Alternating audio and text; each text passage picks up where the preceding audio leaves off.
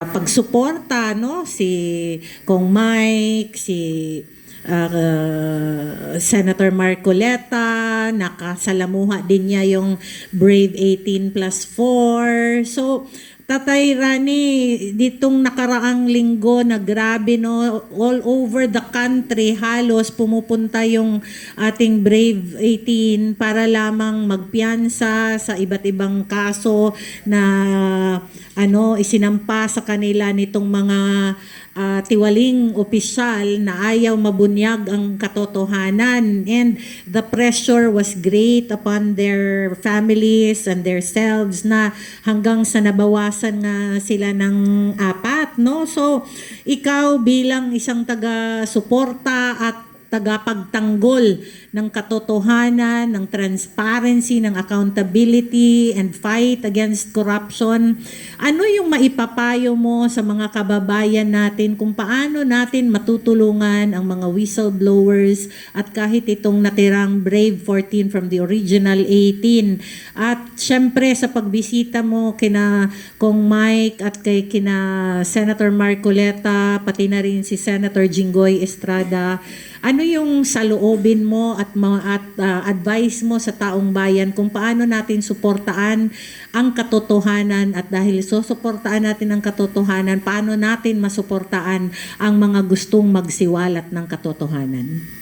Una ho sa lahat, ito ho ay kaya nangyari itong lahat dahil yung ating gobyerno sindikato. Pagka sindikato po ang gobyerno, ano ho ba una-unang, pag ikaw sindikato, ano ba una-una mong dapat i-priority para magtuloy-tuloy yung sindikato?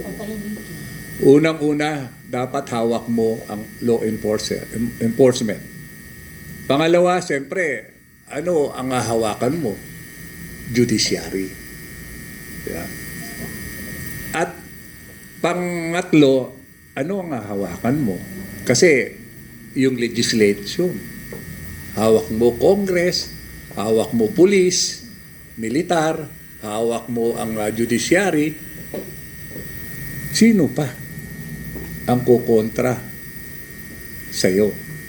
Kaya ako, dahil alam ko sindikato to, ang ginagawa ko kila Mike, kay ex-Kong Mike at kay Senador Marcoleta, ipinakikita ko na hindi sila nag-iisa at pinadadama ko na lagi kong binibisita sila para makita nila na hindi na babaliwala ang pagmamalasakit nila sa taong bayan. Importante sa isang mandirigma ngayon na iparamdam natin na maraming nagmamahal at maraming nagpapasalamat sa kanila dahil namumulat at kahit paano may kinatatakutan ang sindikatong ito. Bago ang lahat magbatiin natin sila Kong Mike. Hello Kong Mike, kaya mo yan, at ang laban mo ay hindi lamang laban na personal, ito ay laban na para po sa sambayan ng Pilipino. Kasama po kaming lahat na nandito. At ang suporta namin at tiwala sa inyo ay hindi nabawasan, 100% po. Kailangan po kayo ng bayan, and of course, to Senator Marcoleta, and marami po, no? Sino ba ba yung nandun? Senator Jinggoy Estrada, no? Tsaka parang nahuli na yung pagdinig nung sa kanya, parang kinakalimutan. Alam nyo, dalawang madams, nung binibisita ko sila, halos every week, twice a week, tapos pati doon sa hearing sa Sandigan Bayan, sinusuportahan ko para at least ipakita sa kanila na hindi nababaliwala ang pagmamalasakit nila sa bayan at sa taong bayan. Pero lalo akong nagagalit dahil nakakausap ko yung mga ordinaryong empleyado ng DPWH na nakakulong. At dahil nung nakausap ko sila, ang sinasabi nila, kami po ganito lang ang ginawa po namin. Pero ang nag-utos po sa amin, at yung boss na nag-utos sa amin, state witness. Kinikwenta nila. Sabi namin, sa kanta nyo, ilan ang kinita nila? Sabi niya, yung Yung engineer ko, yung mataba na ano, siguro mga 50 billion merong kinita. Grabe, saan ba yun? Pupuntahan ko. Tapos, yung pinakamataas din doon. Siyempre, yung aking district engineer, 50 billion ang estimate namin. Magkano lang yung sinauli nun, 500 million. para maging state witness. Ay, 50 million, di ba? Sila ang nag-utos, samantala yung inutusan, galing sa itaas, from Bernardo, si Bernardo, down to district engineer, at sila yung mga ordinaryong engineer, lahat sila roon kulong. Kulong. Pero yung nag-utos at kumita, state witness. Saan ang hustisya? Ang hustisya ata, nasa club na lang Ang hustisya, ano yun? Naka-makeup ba yun? Nasa timog na lang ata, nasa Quezon Baka Avenue nasa yung hustisya. nasa classmate. Doon na lang siguro ang may hustisya. Sa pega. Tapos, yung taga Mindoro, Nako. mas malala. Lahat sila roon. Down to magre-retired na, nakakulong. Kawawa. Samantalang, yung proponent, malaya, at tuloy-tuloy. Siyempre, yung operator, Ang happy ending. yung operator, hindi pa nabibigyan, kaya palalayain. Kaya lalo kang nagagalit Kaya nga siguro, lalo akong nagagalit dahil lalo kong nalalaman ang systematic na sindikato nila. Ang galing, no? Sana sa bahana nyo ilagay yung sistema nyo para walang malubog. Kung talagang hindi systematic to, napaka-powerful ng ombudsman natin. Kung wala kang pipiliin, kahit walang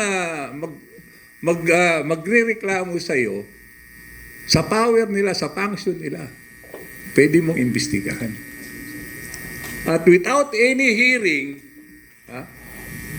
pag nakitaan mo, pwede mong suspindihin o tanggalin agad. Probable cause pa lang, pwede nang So, masuspend. bakit nilagay nila si Boying doon? Yun yung judiciary natin. Extra law yun against corruption. Ang ombudsman. Ngayon, may isa pang sumausaw sa law enforcement. Si Matibag. Di ba? Tibayin nyo. Ito ang latest example, yung bendalo nila. Kay Atty. Paras, kay ex-congressman Paras, ano ginawa nila? Kilala ko yung bugaw doon na sinasabi. Si Lito de Guzman. Nagmamanage ng mga hot Talent. babes. Hindi ko na sabihin yung ano. Talent. Boss, sa dissenting salita, talent. Pero sa mga kagaya namin, walang hiyaan, ay bugaw. O ngayon, iniimbestigahan dahil gusto patahimikin. Ang lahat na nag-iingay ngayon ay pinatatahimik. Ngayon, kayong mga nakikinig, kayong dapat na nakinabang sa kaban at pera ng bayan, at kayo dapat ang pagsisilbihan ng mga salot na to, kailan kayo gigising? Paano na mga anak nyo? Paano na ang bansa natin? Iilan na lang tayong sumisigaw dito. Ano ang tawag nila sa sumisigaw ng katarungan at tama? Dilis. DDS. Diba? Ganito na ho tayo binalasubas. Hindi lang ho ang pagkatao natin, pati bayan natin. Nasaan na yung mga tunay na Pilipino na hindi naig. Nasaan na yung dugong lapu-lapu natin? Nasaan na yung dugong